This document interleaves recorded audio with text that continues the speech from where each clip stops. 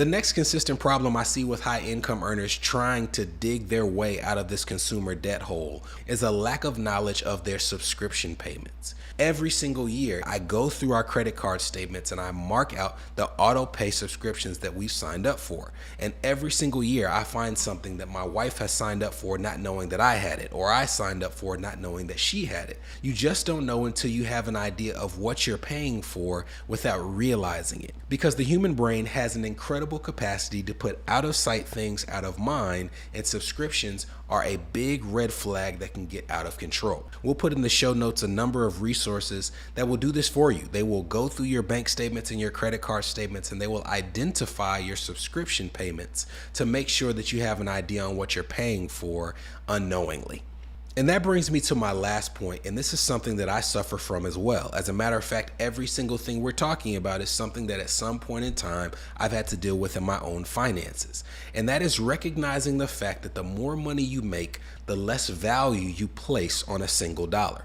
When I started in this industry, it took me 6 months of studying, getting my licenses, training, and meeting with clients before I ever got my first paycheck. And that first paycheck was under $200 for 6 months of intensive work.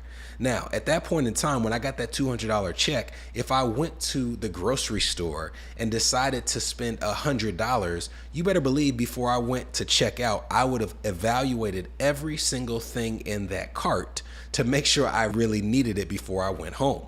But the more money I make, the less value $100 has to me. As a matter of fact, if I'm being transparent, I would say that if I'm looking at something online and it's less than $100, I don't even think about whether I shouldn't buy it. Because really, less than $100 isn't something at this point in my life that is a big concern. What is a problem, however, is when I'm shaking off those purchases that are less than $100 and making them without thinking 5, 6, 7, maybe 8, 9, or 10 times a month. Now we're reaching the point where that becomes a significant expense that I haven't picked up on, all because the value of a dollar has reduced as my income has increased. All of this is natural. It's not about blaming ourselves. It's about pulling ourselves out of this scenario.